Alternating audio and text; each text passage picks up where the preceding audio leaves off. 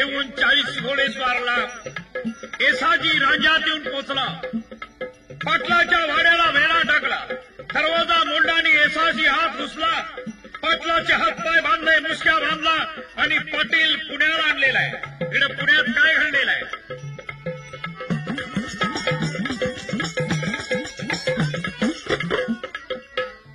राजे आपल्या महालात जाताच सई दुधाचा ग्लास घेऊन आलेला आहे. सईनी दुधाचा ग्लास आणलेला पाहिला, पण राजे काही बोलले नाही. दरवाजा बंद करून घेतला. महासाहेबांनी जरी हली मारली तर राजांनी दरवाजा उघडला नव्हता.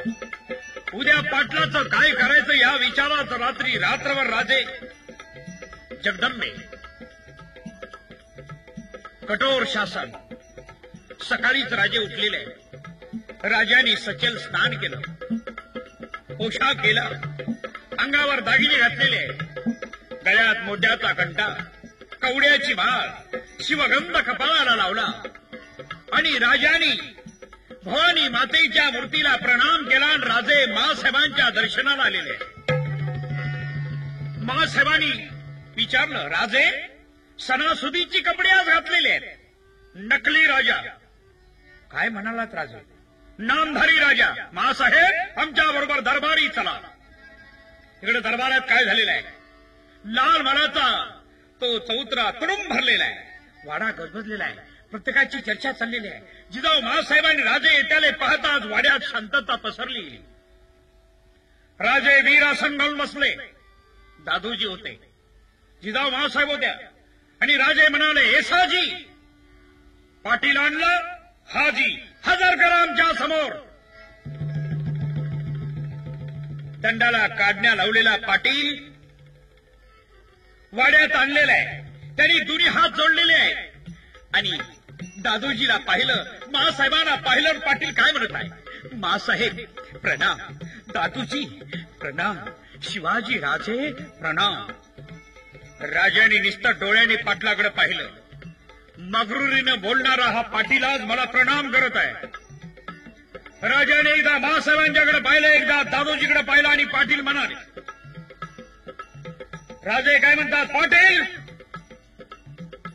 आम्हाला तुम्हाला विचारायचंय, उत्तर द्याल? काय रामजी, हाच का तो मूर्ख?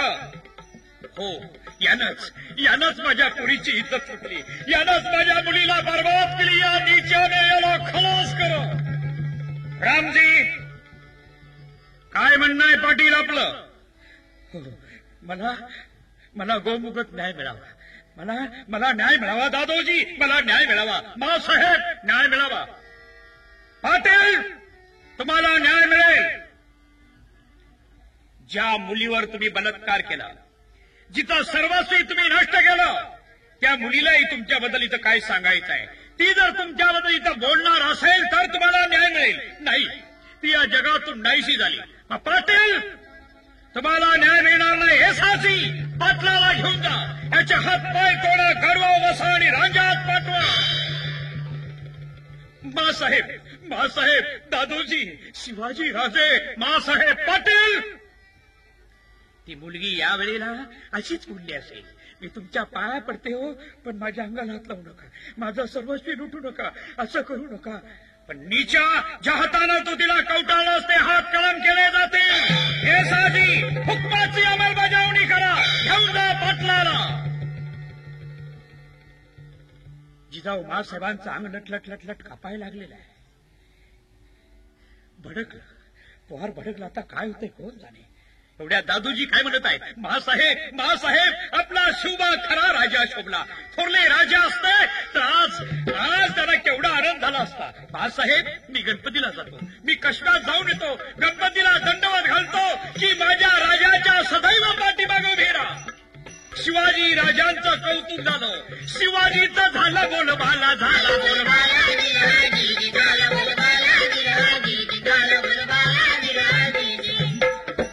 आत्मविश्वास वाटला सर्वांना रहित जनतेला. आता आपला कैवारी कुणीतरी आहे. आपल्या मुलीबाईकडे कुणी तिरी नजर करणार नाही. आपल्या मुलीबाई कुणी पळवू शकणार नाही. आपला राजा आपल्या संरक्षणासाठी आहे. शिवाजी राजांची घोडदौड सुरू झालेली आहे. दुसरा एक राजांचा मुद्दा सांगतो. राजांनी मावळे संघटित कसे केले, संघटना कशी बांधली गेली. लाल महालात खांबाला टिकून राजे उभे होते. एक टप्पुरा किडा आणि या किड्याला मुंग्या घेऊन चालल्या होत्या. त्या किड्याला हजारो मुंग्या लटकलेल्या आहे. तो किडा मुंगीच्या पावलानं सरकायला लागलेला आहे. राजांचं बारीक निरीक्षण झालं. राजांनी पाहिलं एवढा मोठा किडा आणि या किड्याला मुंग्या घेऊन जात आहे. या मुंग्या संघटित आल्या. या मुंग्यांनी संघटना बांधली आणि म्हणून एवढा मोठा किडा घेऊन चाललेला आहे. मला जर माझी संघटना बांधता आली, हे 12 मावळे एकत्रित करता आले, आम्ही आमचे हेवे दावे विसरून गेलो, मराठा तेवढा संघटित झाला तरी मुंगली सत्ता उलटून टाकायला वेळच लागणार नाही. इथूनच राजांच्या संघटनेची शक्ती वाढली गेली. संघटित करून मावळ्याला, करून मावळ्याला हर हर महादेव. संघटित करून मावळ्याला आणि राजांनी संघटना बांधायला सुरुवात केलेली आहे. दुसरा एक प्रकार आपल्या समोर सादर करत आहे. सकाळची वेळ आहे. राजे चौतऱ्यावर बसलेले आहे. अंगरकर रक्तानं भिजलेला आहे. धिप्पाड शरीराचा एक तरुण कालावडी काठी हातात आहे आणि वाड्यात आला काय म्हणतो, शिवाजी राजाचा वाडा हाच का? शिवाजी राजांनाच विचारलं. राजे हसले. काय हवंय तुला? मला शिवाजी राजांना भेटायचं आहे. एवढ्यात राजांचं लक्ष गेलं. त्याचा रक्तानं अंगरका भिजला होता. दंडाला जखम झाली होती. कोण आहे रे तिकडे? चारी बाजूने माणसं पळत आलेले. वैद्यराजाला बोलवा आणि त्याला विचारलं, काय झालंय तुझ्या दंडाला? तुम्हासारखंच मला आणखीन एक जण विचारलं होतं. माझ्या दंडाला लांडग्यानं चावलेला आहे. 4-5 लांडगे आले होते. हातात माझ्या काठी होती. काठीच्या तडाक्यात एकाला पाडल्यानंतर सर्व पळून गेले. ती माणसं म्हणाली, अरे याचं शिपूट घेऊन जा, शिवाजीचा बामण बक्षीस देत असतो. दादोजी कोंडदेव तिथं आले होते. त्यांनी सांगितले, आतमध्ये. शिवाजी राजांनी स्वतः आपल्या हातानं या भीमाच्या दंडाची जखम औषध लावून बांधली गेली. राजे आत गेले. एक तलवारीचं पाट, ती तलवार भीमाच्या हातात आणून दिली. त्यानं पाहिली, वा, रामपुरी दिसले. तुला याच्यातलं कळतं? मी लोहार आहे राजे, लोहार. लोहार आहे? हो. इकडे का लावतो? आलो तो पोटासाठी. भीमा, राहतोस का आमच्याकडं? ते राहील ना राजे. दादोजी, भीमाला लोहार शाळा काढून द्या. जिजाऊ मासाहेब म्हणत आहे, शुभा, कुठल्याही माणसाला लागलं जवळ करायचं नसतं. नाही मासाहेब, हा माणूस दगेबाज नाही. अलीकडं लोहार शाळेमध्ये हत्यार तयार होऊ लागली, भाले तयार होऊ लागले, तलवारी तयार होऊ लागल्या, भाता घुमू लागला, भीमाचा हातुडा चालू होऊ लागला आणि राजे एक एक मावळा संघटित करू लागले. राजांनी जी माणसं जवळ केली ही सर्व जाती धर्माची होती, लक्षात ठेवा. भिलोरा मुसी मांग महाराणा, कोळी कुंभार लोहाराला, संघटित करून सर्वाला, संघटित करून सर्वाला आणि हिंदवी स्वराज्य निर्माण करण्याकरता राजांनी संघटना बांधायला सुरुवात केलेली आहे. राजांनी मानकोजी दसतोंड्याला एक पत्र दिलं होतं. मानकोजी, तुम्ही आम्हाला येऊन मिळा. पण मानकोजीनं राजाला वेगळंच उत्तर दिलं होतं. मानकोजी राजाला म्हणत आहे, तुम्ही पण आमच्यासारखे दरोडे घाला. हे मानकोजीचे शब्द राजाला आवडले नव्हते आणि म्हणून आज राजांनी ठरवलं होतं की जायचं आणि मानकोजीचा समाचार घेतला. राजांनी घोड्याला टाच मारलेले, राजा निघालेले आहेत. राजाच्या पाठोपाठ राजांचे असणार अंगरक्षक बरोबर आहे. राजांनी पुणे सोडलं. राजे पुणे सोडून मावळला जाता जाता मावा वडगाव ओलांडलं आणि राजे ज्या ठिकाणी मानकोजी 10 तोंडे ज्या गुहेत राहत होता तिथे गेलेले आहेत. आणि राजांनी सांगितलं मानकोजीची माणसं ताब्यात घ्या. आणि राजे त्या गुहेमध्ये आत गेलेले आहेत. साठी वलंडलेला मानकोजी बसलेला होता. राजे समोर जाऊन उभे राहिले आणि काय म्हणाले, मानकोजी आम्ही तुमच्यासाठी आलेलो. मानकोजीनं राजाकडे पाहिलं, पण मानकोजीची नजर राजाच्या नजरेला भिडू शकत नव्हती. मानकोजीनं विचार केला, 40 वर्ष झालं माझ्या नजरेला कुणी नजर लावली नाही, पण या पोराच्या नजरेला नजर लावत असताना आपली नजर खाली पडते. कुणीतरी अवतारी पुरुष असावा, सामर्थ्य आहे. मानकोजी उठून वेळ राहिले. एवढ्यात राजे काय म्हणत आहे, मानकोजी काका स्वराज्यासाठी तुमची आम्हाला गरज आहे. राज आहे हा मानकोजी स्वराज्यासाठी काय तुमच्यासाठी आपला प्राण अर्पण करी.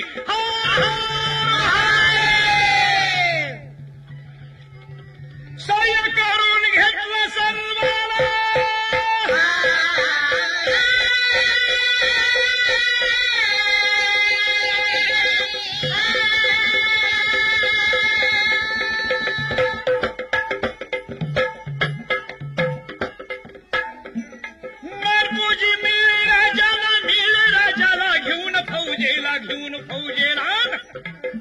इकडं जिजाऊ साहेबांनी काय केलं होतं, दादोजींना सांगून मुशी खोऱ्यामध्ये जाता दरारा.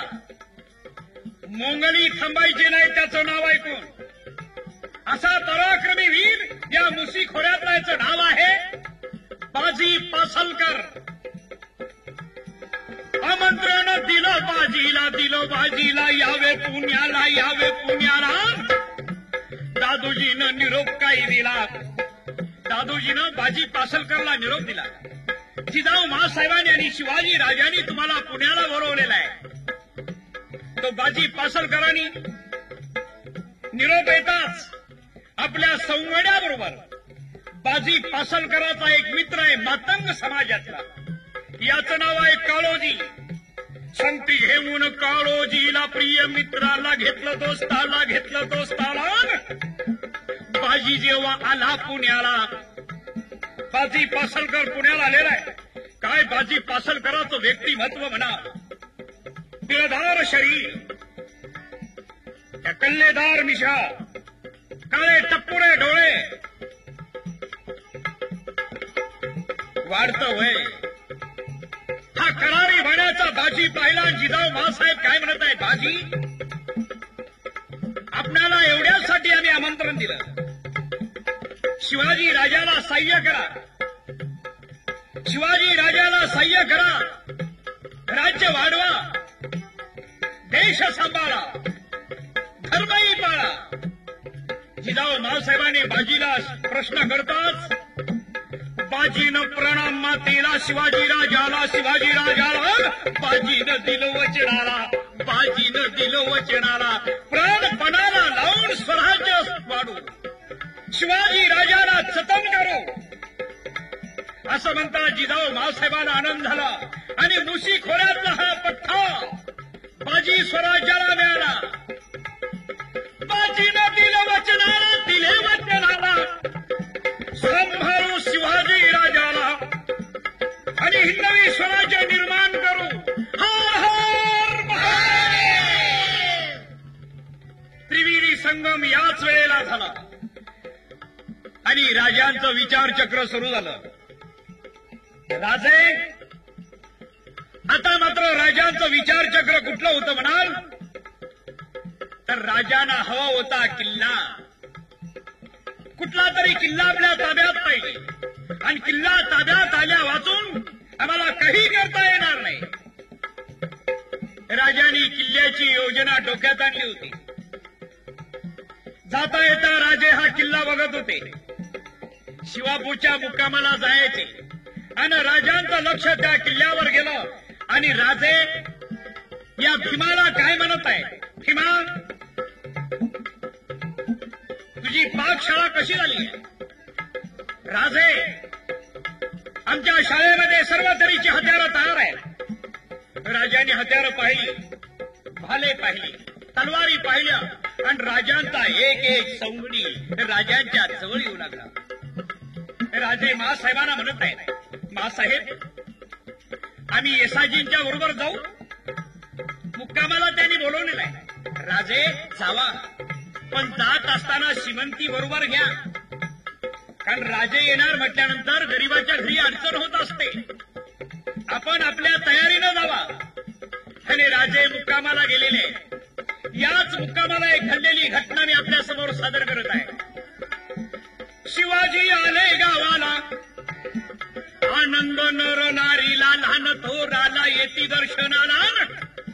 मुजरा करती शिवाजी राजाला, मुजरा करती शिवाजी राजाला, येसाजीस आनंद झाला.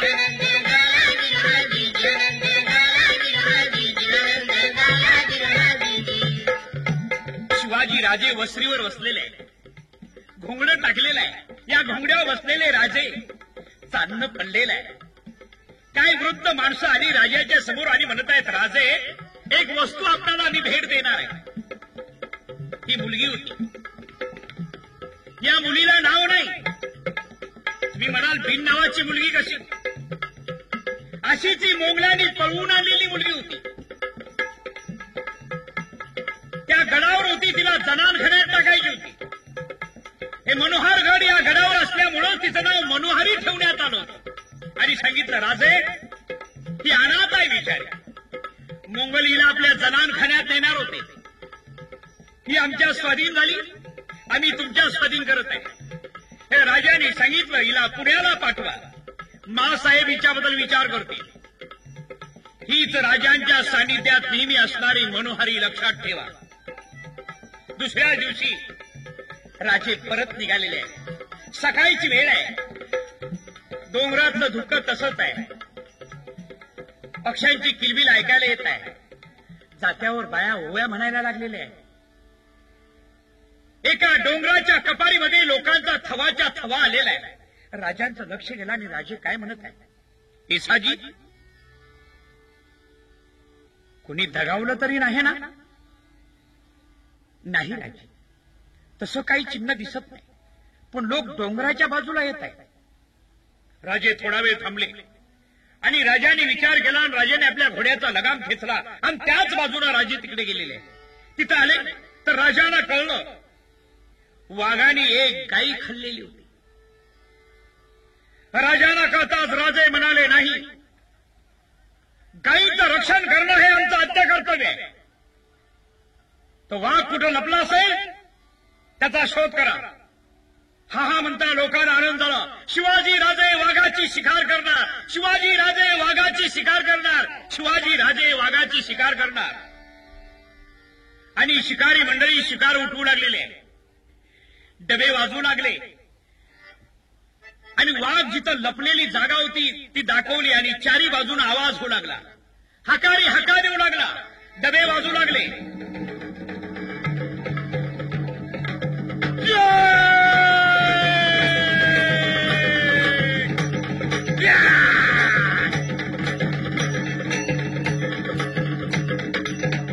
राजाना शहाजी राजांनी बेंगळूरला दिलेली बंदूक ही राजांच्या जवळ होती. राजांनी ती बंदूक ठसलेली होती. राजे त्या रोकानं उभे होते. एवढ्यात हकाऱ्यांनी सांगितलं, राजे वाघ आहे, या घरीतून बाहेर पडलेला आहे, तो सरळ खाली येत आहे. त्याच बाजूला राजे थांबले होते. राजांच्या बरोबर तानाजी होता, येसाजी होता. राजांनी सांगितलं, माझ्याशिवाय कुणीही वाघाला हात लावायचा नाही. हकारी हका देत आहे.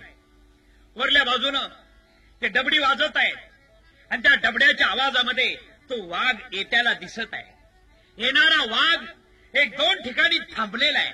तो थांबणारा वाघ पुन्हा फुटाला आणि येताच राजाने त्याच्यावर बार टाकलेला आहे. राजाने नेमथरुनी बार टाकीला आणि तो बार टाकताच वाघानं मोठ्यानं आरुळी ठोकली आणि जमिनीवर कोसळलेला आहे. राजाने पुन्हा आपल्या हातातला भाला त्या वाघाच्या छातीमध्ये खुपसला. बारीक निरीक्षण केलं तर तो वाघ नव्हता, ती वाघीण होती. तिची बच्ची असली पाहिजे. सर्वांना आनंद झाला. वाघ मारल्यामुळं सर्वांना आनंद झाला. वाघाची शिकार झाली होती. आपल्या गायगुराचं संरक्षण झालं. एवढ्यात एका हकाऱ्यानं त्या वाघाची मिळालेली 3 बच्चे लहान आणली. आणि मग राजाच्या लक्षात आलं की 3 ठिकाणी थांबले होते.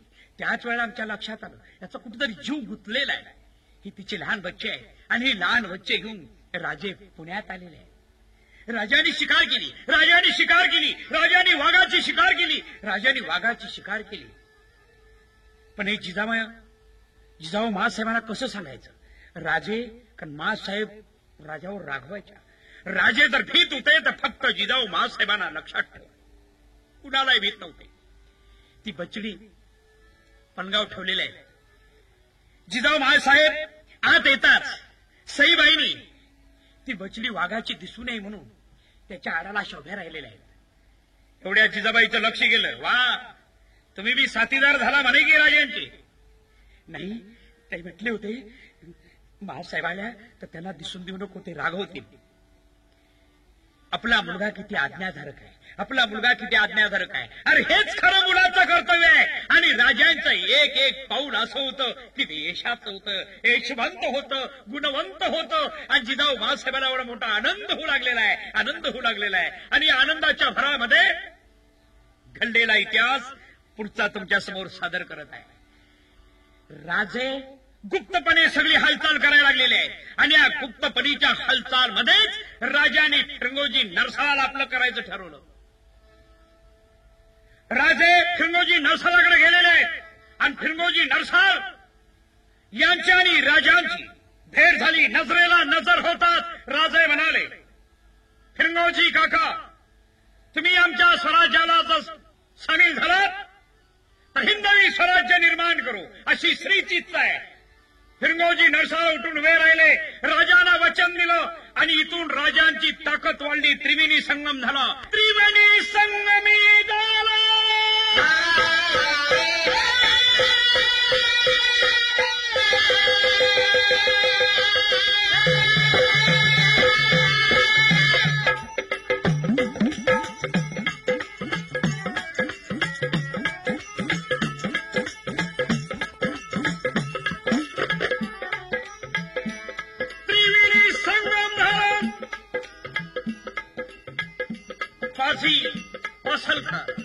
फिरंगोजी नरसाळ आणि मानकोजी दसतोंडे ही 3 मुत्सदी माणसं शिवाजी राजाला मिळाली. आणि संघटना राजांनी बळकट केली.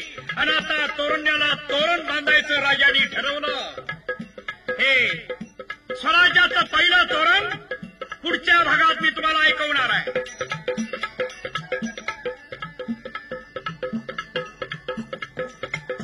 सांगली जिल्हा वाळवे तालुक्याला मुक्कामी माल्यवाडीला शाहिरी साज चढविला. पूर्ण चढवून शाहिरी साजाला. शाहीर देशमुख घात कोहाड्याला